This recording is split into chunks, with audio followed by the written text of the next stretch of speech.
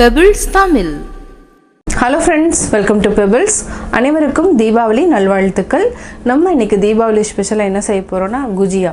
அதாவது இது வந்து என்ன சோமாஸ் மாதிரியே தான், கொஞ்சம் லைட்டாக வந்து நம்ம மாவை ஆட் பண்ணி செய்ய போகிறோம். இப்போ எப்படி செய்கிறதுன்னு பார்க்கலாம். குஜியா செய்கிறதுக்கு நம்ம வந்து 2 கப் அளவுக்கு மைதா மாவு எடுத்துக்கலாம். இது கூட தேவையான அளவு, அதாவது கொஞ்சமாக டேஸ்ட்டுக்கு வந்து நம்ம சால்ட் ஆட் பண்ணிக்கலாம். கீ ஒரு 2 டேபிள் ஸ்பூன். இது வந்து என்ன, எல்லா இடத்துலையுமே இந்த மாவு நல்லா திரியாக வரணும். இந்த மாவு ஃபுல்லாக நெய் வந்து நல்லா படணும். நல்லா மிக்ஸ் ஆனதுக்கப்புறம் கையில் பிடிச்சி பார்த்தா அந்த கொழுக்கட்டை மாதிரி வந்து நிற்கணும். அப்போ தான் வந்து நம்ம கரெக்டான பதம். இந்த மாதிரி நல்லா தேய்ச்சி விடுங்க. இப்போ நம்ம நல்லா மிக்ஸ் பண்ணிட்டோம் நெய்.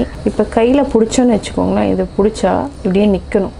இதான் வந்து கரெக்டான கன்சிஸ்டன்சி. அப்போ தான் வந்து என்னென்னா கிறிஸ்பியாகவும் வரும் நம்மளுக்கு. இப்போ நம்ம உடச்சி விட்டால் அப்படியே உதிரணும். இது வந்து கரெக்டான பதம். இப்போ கொஞ்சம் கொஞ்சமாக தண்ணி விட்டு நம்ம பிசைஞ்சிக்கலாம். ரொம்ப தண்ணி விடாதீங்க, லைட்டாக தண்ணி விட்டுக்கலாம். நல்லா அழுத்தம் கொடுத்து பிசையணும். இது நம்ம ஒரு 30 மினிட்ஸ் கிட்ட ஊற வச்சுக்கலாம். அதுக்கப்புறம் நல்லா, அதாவது என்னன்னா ஒரு கல்லோ ஏதாவது இருந்துச்சுன்னா நல்லா தட்டிட்டா இன்னும் நல்லா சாஃப்டாக வரும். அவ்வளோதான். இப்போ நம்ம ஒரு துணி போட்டு நல்லா மூடி வச்சுக்கலாம். மாவு காயாமல் பார்த்துக்கோங்க. நம்ம இப்போ ஃபஸ்ட்டு எடுத்துருக்கிறது என்னென்னு பார்த்தீங்கன்னா ஸ்வீட்லெஸ் கோவா. இது வந்து என்னென்னா ரொம்ப டேஸ்டியாக இருக்கும் இந்த குஜியாவுக்கு. இது 250 கிராம்ஸ் இருக்குது. நம்ம 250 கிராம்ஸ் எடுக்க வேண்டியதில் இதில் ஒரு 100 கிராம்ஸ் மட்டும் நம்ம எடுத்துக்கலாம். நம்ம இந்த அளவுக்கு எடுத்தாலே போதும். இதை வந்து நம்ம அப்படியே எடுத்துக்கலாம். இது வந்து ஒரு பேனில் மிக்ஸ் பண்ணிக்கலாம். பேனில் மிக்ஸ் பண்ணிவிட்டு அப்படியே லைட்டாக ஃப்ரை பண்ணிக்கலாம். இதுலேயே வந்து நிறையா அப்படியே வந்து எண்ணெய் வந்து பிரிய ஆரம்பிக்கும். அதனால இதுக்கு வந்து நெய் எதுவும் ஆட் பண்ண வேண்டியதில்லை. அப்படியே நல்லா மிக்ஸ் பண்ணிகிட்டே இருங்க. பார்த்திங்கன்னா எவ்வளோ அப்படியே வந்து லூஸ் ஆகிடும். இது நல்லா சுருண்டு வரப்பாத அளவுக்கு நம்ம நல்லா அப்படியே வதக்கிக்கலாம். எப்போவுமே என்னென்னா இந்த குஜியா செய்கிறப்போ நல்லா ஃப்ரெஷ்ஷாக இருக்கிறத வாங்கிட்டிங்கன்னா டேஸ்ட்டும் நல்லாயிருக்கும். இந்த மாதிரி வரணும் உங்களுக்கு. அதாவது ஒரு பேனில் போட்டோன்னே இந்த மாதிரி வந்துச்சுன்னா இது ஃப்ரெஷ்ஷாக இருக்குதுன்னு அர்த்தம். இல்லைனா கொஞ்சம் பிரித்து போன மாதிரி ஆகும். இந்த ஸ்வீட்லெஸ் கோவா வந்து நல்லா சுருண்டு வர பதம் வந்ததுக்கப்புறம் நம்ம ஆஃப் பண்ணிவிட்டு இது ஒரு பாத்திரத்தில் ட்ரான்ஸ்ஃபர் பண்ணிக்கலாம். சிம்மில் வச்சுக்கோங்க. இப்போ பார்த்தீங்கன்னா எந்த அளவுக்கு சுருண்டு வந்திருக்குதுன்னு பாருங்கள். அதாவது புட்டு மாதிரி நல்லா வரணும். அதாவது லைட்டாக வந்து கோர்ஸ் மாதிரி வரும். இப்போ வந்து நான் ஆஃப் பண்ணிவிட்டு நம்ம ஒரு பவுலில் ட்ரான்ஸ்ஃபர் பண்ணிக்கலாம். இப்போ நம்ம ஒரு 1/2 டேபிள் ஸ்பூன் அளவுக்கு நெய் விட்டுக்கலாம். நெய் விட்டதுக்கப்புறம் முந்திரி வந்து ஒரு 15 முந்திரி எடுத்துக்கலாம். பாதாம் ஒரு 20 பாதாம் எடுத்துக்கலாம். உங்களுக்கு தேவைன்னா பிஸ்தா எது வேணாலும் ஆட் பண்ணிக்கலாம். இது நல்லா ட்ரை ரோஸ்ட், அதாவது பொன்னிறமாக வறுத்துட்டு இதையும் ஒரு பவுலில் ட்ரான்ஸ்ஃபர் பண்ணிக்கலாம். சிம்மில் வச்சுட்டு வறுத்துக்கோங்க. இல்லைனா வந்து சாப்பிட்றப்போ கொஞ்சம் வதக்குன்னு ஆகிடும். இதுக்கு வந்து வால்நட் வந்து ஆட் பண்ணிங்கன்னா அந்தளவுக்கு டேஸ்ட் கொடுக்காது. ஏன்னா வால்நட்டில் ஒரு சில இடத்துல வந்து கொஞ்சம் கசப்பாக இருக்கும். இந்த குஜியா பொறுத்த வரைக்கும் பிஸ்தா ஆட் பண்ணிக்கலாம், பாதாம், முந்திரி இந்த 3மே ஆட் பண்ணிக்கலாம். நல்லா பொன்னிறமாக வறுத்துட்டோம். இதை வந்து ஒரு சின்ன பவுலில் ட்ரான்ஸ்ஃபர் பண்ணிக்கலாம். இது கூட ஒரு 2 டேபிள் ஸ்பூன் அளவுக்கு நம்ம நெய் விட்டுக்கலாம். நெய் விட்டுட்டு 2 டேபிள் ஸ்பூன் ரவையை வறுத்தெடுத்துக்கலாம். ரவை நல்லா பொன்னிறமாக வறுத்துடணும். இது எல்லாத்தையுமே நம்ம நல்லா ஆற வச்சிடணும். ரவையை நல்லா பொன்னிறமாக வறுத்துட்டோம். ரொம்ப வறுக்கணும்னு அவசியம் இல்லை. கலர் சேஞ்ச் ஆகாமல் இது இந்த அளவுக்கு இருந்தாலே போதும். இப்போ நம்ம ஒரு பிளேட்டில் மாற்றிக்கலாம். அடுத்து நம்ம தேங்காயை வறுத்தெடுத்துக்கலாம். தேங்காய் வந்து துருவின தேங்காய் எடுத்துக்கலாம். இல்லைனா நீங்கள் ட்ரை கோக்னட் எடுத்திங்கன்னா இன்னும் நல்லாயிருக்கும். நான் வந்து ட்ரை கோக்னட் இல்லைங்கிறதுனால தேங்காவை நல்லா வறுத்து எடுத்துக்கிறேன். இதில் இருக்கிற நெய்யே போதும். ஏன்னா தேங்காயிலையும் அதாவது எண்ணெய் வர ஆரம்பிக்கும். அதனால் நம்ம ஆட் பண்ண வேண்டியதில்லை. இது 1 நிமிஷம் வரைக்கும் நல்லா ஃப்ரை பண்ணிக்கலாம். இதுக்கடையில் நம்ம கொஞ்சம் ஏலக்காய் பவுடரும் ஆட் பண்ணிக்கலாம். ஏலக்காய் பவுடர் வந்து நீங்கள் அட்லீஸ்ட் வந்து ஒரு 1/4 டீஸ்பூன் அளவுக்கு ஆட் பண்ணுங்கள். அப்போ தான் டேஸ்ட்டாக இருக்கும். இப்போ நம்ம 1/4 டீஸ்பூன் அளவுக்கு ஏலக்காய் பவுடர் ஆட் பண்ணியாச்சு. பார்த்திங்கன்னா நல்லா ட்ரை ஆகிடுச்சு. அவ்வளோதான். இது கூட நல்லா, அதாவது என்னென்னா ஒரு பவுடர் ஃபார்மில் வரதுக்கு, அதாவது கொஞ்சம் ட்ரையாக வரதுக்கு லாஸ்ட்டில் வந்து நம்ம பொட்டுக்கடலை பவுடர் ஆட் பண்ணிக்கலாம். லாஸ்ட்டில் ஆட் பண்ணிக்கலாம். இது கூட ஆட் பண்ண வேண்டியதில் இப்போ கேஸ் ஆஃப் பண்ணிக்கலாம். கேஸ் ஆஃப் பண்ணிவிட்டு இந்த பவுல்லையே எல்லாத்தையுமே சேர்த்துக்கலாம். குஜியாவுக்கு நம்ம பூரணம் வந்து ரெடி பண்ணியாச்சு. ட்ரை ஃப்ரூட்ஸ் ஆட் பண்ணிக்கலாம். ஸ்வீட்லெஸ் கோவா இதையும் ஆட் பண்ணிக்கலாம். இது பார்க்க தான் இப்படி இருக்குது. இப்போ பார்த்திங்கன்னா உதுத்து விட்டுக்கலாம். நல்லா மிக்ஸ் பண்ணி விடுங்க. இதோட கீ வந்து எடுக்கிறதுக்காக நம்ம பொட்டுக்கடலை பவுடர் கொஞ்சம் ஒரு 2 டேபிள் ஸ்பூன் அளவுக்கு ஆட் பண்ணிக்கலாம். இது வந்து ரொம்ப டேஸ்ட்டாகவும் இருக்கும். எக்ஸ்ட்ரா வந்து அந்த தண்ணி, அதாவது நெய் இருந்துச்சுன்னா அப்படியே இந்த பவுடர் வந்து இழுத்துடும். இது கொஞ்சம் ஆறுனதுக்கப்புறம் நம்ம சர்க்கரை ஆட் பண்ணிக்கலாம். பார்த்திங்கன்னா பூரணம் பாருங்கள், பார்க்கவே வந்து ரொம்ப நல்லாயிருக்கு. இப்போ நம்ம சர்க்கரை ஆட் பண்ணிக்கலாம். அதாவது நாட்டு சர்க்கரை தான் ஆட் பண்ணுறோம். எல்லாமே ஆட் பண்ண வேண்டியதில் ஒரு 3 டேபிள் ஸ்பூன். ஏன்னா ஸ்வீட்லெஸ் கோவா இருக்கிறதுனால 3 அல்லது 4 டேபிள் ஸ்பூன் இருந்தாலே போதும். தேவைன்னா நம்ம ஆட் பண்ணிக்கலாம். இப்போ நான் செக் பண்ணி பார்க்குறேன். இதுவே கரெக்டாக இருந்துச்சுன்னா போதும். தேவைன்னா ஆட் பண்ணிக்கலாம். உங்களுக்கு ஸ்வீட் ஜாஸ்தி வேணும்னா இன்னும் ஒரு டேபிள் ஸ்பூன் கூட ஆட் பண்ணிக்கோங்க. இப்போ வந்து நம்ம பூரணத்துக்கு ரெடி பண்ணியாச்சு. அடுத்து வந்து நம்ம மாவு எடுத்துக்கலாம். குஜியா பண்ணுறதுக்கு மேல் மாவு நம்ம ஒரு 30 மினிட்ஸ் கிட்ட ஊற வச்சுட்டோம். இப்போ பார்க்கலாம். உடனே இந்த மாதிரி நல்லா சாஃப்டாக இருக்கணும். இதை வந்து நம்ம கையில் எடுத்துக்கலாம். கையில் எடுத்து இதை நல்லா அழுத்தம் கொடுத்து நம்ம பிசைஞ்சு விடணும். இல்லை அப்படின்னா இன்னொரு ஆப்ஷன் என்னென்னா, நீங்கள் வந்து இந்த மாதிரி இருக்கிறதுல இப்படி தட்டி விடலாம். இதே மாதிரி இதை திருப்பிக்கோங்க. அவ்வளோதான். இதை அப்படியே நல்லா 2-3 டைம் நல்லா அழுத்தம் கொடுத்து செஞ்சுக்கலாம். இப்போ நம்ம சின்ன சின்ன உருண்டைகளாக உருட்டிக்கலாம். இதை அப்படியே நம்ம பிரிச்சுக்கிட்டு உருண்டை பண்ணிக்கலாம். எல்லாத்தையுமே உருண்டை பண்ணி எடுத்துக்கலாம். உங்களுக்கு வந்து இதாக இருந்துச்சுன்னா லைட்டாக நெய் தடவிட்டு கூட நம்ம பண்ணலாம். லைட்டாக நெய் தடவிக்கோங்க. பண்ணிங்கன்னா ரொம்ப ஈஸியாக இருக்கும். இப்போ நம்ம மாவு எடுத்துக்கலாம். தேய்ச்சிக்கலாம். தேய்ச்சிட்டு பூரணத்தை அப்படியே ஃபில் பண்ணிக்கலாம். உங்களுக்கு எவ்வளோ தேவையோ அவ்வளோ வச்சுக்கோங்க.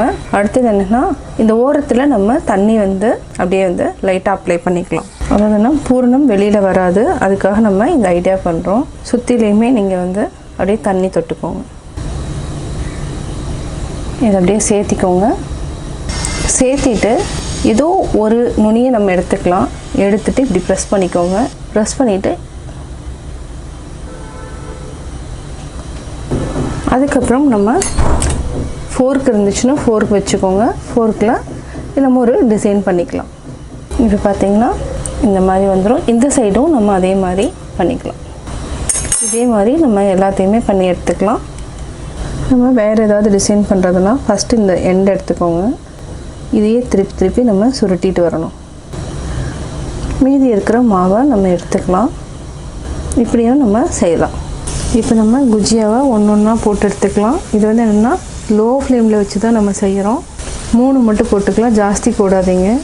நம்ம இது வேகிறதுக்காக லைட்டாக எண்ணெய் வந்து இந்த மாதிரி அப்படியே மேலே ஸ்ப்ரெட் பண்ணணும். இப்போ அப்படியே நம்ம திருப்பிக்கலாம். இது லோ ஃப்ளேமில் வச்சுட்டு அப்படியே நல்லா கோல்டன் ப்ரௌன் வந்ததுக்கப்புறம் நம்ம எடுத்துக்கலாம். பார்த்திங்கன்னா நல்லா பொன்னிறம் ஆகிட்டு வருது. இது வேணுன்னா இடையில திருப்பி போட்டு இருக்கணும்.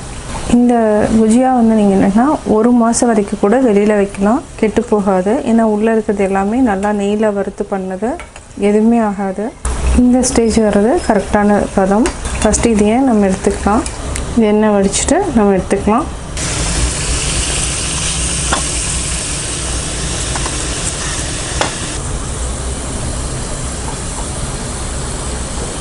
அப்படியே சிம்மில் வச்சுட்டு அப்படியே திருப்பி விடுங்க. நல்லா வெந்துடுச்சு. Deepavali special gujiya ready. நம்ம நெக்ஸ்ட் செய்ய போகிறது காலா ஜாமுன். இது ரொம்ப ஈஸியாக பண்ணலாம். அதே மாதிரி ஜாமுன் நம்ம எப்படி செய்கிறோமோ அதே மாதிரி தான். வாங்க எப்படி செய்கிறதுன்னு பார்க்கலாம். காலா ஜாமுனுக்கு தேவையான பொருட்கள் நம்ம ஒரு 175 கிராம்ஸ் அளவுக்கு, அதாவது சர்க்கரை இல்லாத கோவா எடுத்துக்கலாம். இது கூட நம்ம பால் பவுடர் ஒரு 20 கிராம்ஸ் அளவுக்கு ஆட் பண்ணிக்கலாம். மைதா மாவு அதே அளவுக்கு நம்ம ஆட் பண்ணிக்கலாம். பேக்கிங் சோடா ஒரு சிட்டிகை அளவுக்கு நம்ம எடுத்துக்கலாம். இதை வந்து நல்லா மிக்ஸ் பண்ணிக்கலாம்.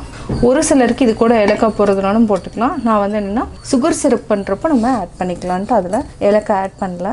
நம்ம இது கோவா கூட அப்படியே மிக்ஸ் பண்ணிக்கலாம். கொஞ்சமாக பால் சேர்த்துக்கலாம். பால் சேர்த்துட்டிங்கன்னா நல்லாயிருக்கும். தண்ணி வேணாலும் நம்ம தண்ணி ஆட் பண்ணிக்கலாம்.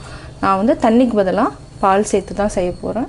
இது கொஞ்சம் கொஞ்சமாக விட்டுக்கோங்க. அதாவது ஒரு டேபிள் ஸ்பூன், 1/2 டேபிள் ஸ்பூன் அளவுக்கு நம்ம விட்டுக்கலாம். இது வந்து என்னென்னா இந்த மாதிரி பிசையணும். இப்படி பிசைஞ்சிங்கன்னா தான் நல்லாயிருக்கும். அதாவது என்ன நல்லா வரும். இல்லைன்னா வெடிப்பு மாதிரி வர ஆரம்பிச்சிடும். இது 15 மினிட்ஸ் ஊறட்டும். நம்ம அதுக்குள்ளே வந்து சுகர் சிரப் காய்ச்சிக்கலாம். நம்ம காலா ஜாமுனுக்கு சிரப் காய்ச்சிக்கலாம். நம்ம 200 கிராம்ஸ் அளவுக்கு எடுத்துக்கிறோம். இதுக்கு வந்து என்ன 700 எடுக்கணும். 2 கப்பு 3 கப், அதாவது 200 கிராம்ஸ் வந்து நம்ம 600 கிராம்ஸ் வந்து சுகர் ஆட் பண்ணியிருக்கிறோம். இன்னொரு 1/2 கப் ஆட் பண்ணிக்கலாம். அதாவது 700 கிராம்ஸ்க்கு நான் கொஞ்சம் கம்மியாக ஆட் பண்ணியிருக்கிறேன். இது ஈக்குவலாக வந்து நம்ம தண்ணி விட்டுக்கலாம். 1 2 3 3. இப்போ நம்ம சிரப் காய்ச்சி எடுத்துக்கலாம். 15 மினிட்ஸ்க்கு அப்புறம் பார்த்தீங்கன்னா இந்த மாதிரி கொஞ்சம் அதாவது புளிச்ச மாதிரி வரும். இந்த மாதிரி வரும். இப்படி தான் வரணும். அப்போ தான் வந்து ஜாமுன் வந்து நல்லா வரும். இதை வந்து நல்லா ஒன்று சேர்த்து மாவை பிசைஞ்சிக்கலாம். மெயினாக என்னென்னா இந்த காலா ஜாமுனுக்கு நம்ம வந்து உருட்டுற விதம் தான் வந்து ரொம்ப ரொம்ப இம்பார்ட்டன்ட். இல்லைனா வந்து வெடிக்க ஆரம்பிச்சிரும். இதில் நம்ம கொஞ்சம் கொஞ்சமாக பிரித்து எடுத்துக்கலாம். பிரிச்சுட்டு நீங்கள் பார்த்தீங்கன்னா இந்த மாதிரி அப்படியே பிசைஞ்சிக்கோங்க. அடுத்தது என்னென்னா நெய் தேவைன்னா நம்ம நெய் எடுத்துக்கலாம். இப்போ நம்ம பிரித்து எடுத்துக்கலாம். இது வந்து கரெக்டாக ஈவனாக வரும். இதை வந்து நல்லா அழுத்தம் கொடுத்து நல்லா பிசையணும். பார்த்திங்கனாவே உங்களுக்கு தெரியணும். இந்த மாதிரி அழுத்தம் கொடுத்துட்டு அதுக்கப்புறம் நம்ம உருட்டணும். இந்த மாதிரி உருட்டிக்கலாம். இதே மாதிரி எல்லாத்தையுமே நம்ம உருட்டிக்கலாம். இப்போ சர்க்கரை நல்லா கரைஞ்சிருச்சு. இப்போ நம்ம ஏலக்காயை போட்டுக்கலாம். இது வந்து கம்பி பதம் தேவை கிடையாது. கொஞ்சம் வந்து ஸ்டிக்கியாக இருந்தாலே போதும். அதாவது கையில் வந்து அந்த காய்ச்சினதுக்கப்புறம் பார்த்திங்கன்னா பிசுக்குன்னு இருக்கணும். அது இருந்தாலே கரெக்டான பதம். சுகர் சிரப் நல்லா கொதிச்சுட்ருக்கு. இது கூட நம்ம ஒரு பிஞ்ச் அளவுக்கு சஃப்ரான் ஆட் பண்ணிக்கலாம். இது வந்து நல்லா ஒரு கலர் கொடுக்கும். ரொம்ப நல்லதும் கூட. பார்த்திங்கன்னா லைட்டாக வந்து எல்லோ கலரில் மாறும். இப்போ நல்லா கொதிச்சிருச்சு. பார்த்திங்கன்னா தொட்டு பார்த்திங்கனாலே தெரியும் கொஞ்சம் நல்லா ஸ்டிக்கியாக இருக்குது. அதாவது நல்லா ஷைனிங்காக இருக்கணும். பிசுக்குன்னு இருக்கணும். அதாவது கம்பி பதம் கிடையாது. இந்த மாதிரி தொட்டு அப்படியே பிசுக்குன்னு இருக்கணும். இது வந்து கரெக்டான பதம். நம்ம ஆஃப் பண்ணிக்கலாம். ஆயில் விட்டுக்கலாம். இப்போ பார்த்திங்கன்னா ஆயில் வந்து லைட்டாக வந்து பபுள்ஸ் வந்து வர ஆரம்பிக்கணும். இந்த ஸ்டேஜில் நம்ம போடணும். போட்டு நீங்கள் அப்படியே விட்டுருங்க. அதுவே வந்து மேலே வரும். அதுக்கப்புறம் நம்ம கலரிக்கலாம். இப்போ பார்த்திங்கன்னா எல்லா உருண்டைகளும் மேலே வந்துருச்சு. இந்த ஸ்டேஜில் அப்படியே மிக்ஸ் பண்ணி விடுங்க. அப்படியே கலர் பார்த்திங்கன்னா சேஞ்ச் ஆகிட்டே வரும். இப்போ பார்த்திங்கன்னா பொன்னிறம் ஆகிடுச்சு. இது அப்படியே பார்த்திங்கன்னா இன்னும் கொஞ்சம் நேரம் அப்படியே விடணும். இது என்னென்னா ஒன்று லோ ஃப்ளேமில் வைக்கணும், இல்லைனா மீடியம் ஃப்ளேம். இந்த 2 ஃப்ளேமில் வச்சு தான் வந்து ஜாமுன் செய்யணும். இல்லைனா வந்து உள்ளே வந்து வேகாது. மாவு வந்து அப்படியே இருக்கும். பார்த்திங்கன்னா கலர் மாறிட்டுருக்கு. இதே இன்னும் நல்லா முறுமுறுன்னு அதாவது கிறிஸ்பி ஆகணும். இப்போ நம்ம எடுத்துக்கலாம். கலர் பார்த்திங்கன்னா இந்த மாதிரி வரணும். எண்ணெயை நல்லா வடிச்சுக்கலாம். வடிச்சிட்டு அதே மாதிரி இப்போ வந்து லோ ஃப்ளேமில் தான் இருக்குது. அப்படியே ஆட் பண்ணிக்கலாம். நம்ம இந்த டைமில் வந்து கிளறவே கூடாது. இந்த பால் எல்லாமே மேலே ஒன்றா வெந்து மேலே வரும். அதுக்கப்புறம் நம்ம மிக்ஸ் பண்ணால் போதும். இப்போ சுகர் சிரப் ரெடியாக இருக்குது. இதுக்குள்ளே ஆட் பண்ணிக்கலாம். மினிமம் வந்து ஒரு 1 hour ஊறிச்சுனா தான் வந்து இது நல்லாயிருக்கும். இந்த சிரப் எல்லாமே எடுத்துடும். நம்ம வேறு பவுலுக்கு மாற்றிட்டு, அதாவது சின்ன பவுலாக இருந்துச்சுன்னா இந்த ஜாமுன் ஃபுல்லாக மூழ்கிடும். நம்ம அதுக்கப்புறம் மாற்றிக்கலாம். இப்போ பார்த்திங்கன்னா எல்லா பாலும் மேலே வந்துருச்சு. இப்போ நம்ம கலரி விடலாம். பார்த்திங்கன்னா கலர் நல்லா சேஞ்ச் ஆகிடுச்சு. இப்போது ரெடி ஆகிடுச்சு. நம்ம எடுத்துக்கலாம். இப்போ நம்ம இதில் ஆட் பண்ணிக்கலாம். அப்படியே ஊறட்டும். தீபாவளி ஸ்பெஷல் காலா ஜாமுன் ரெடி. தீபாவளி ஸ்பெஷல் எப்படி செஞ்சுங்கிறத பார்த்தீங்க. நீங்களும் வீட்டில் ட்ரை பண்ணி பாருங்கள். பார்த்துட்டு உங்களுடைய கமெண்ட்ஸ் எனக்கு சொல்லுங்கள். லைக் பண்ணுங்கள், ஷேர் பண்ணுங்கள், மறக்காமல் சப்ஸ்கிரைப் பண்ணுங்கள். பெபிள்ஸ் தமிழ்.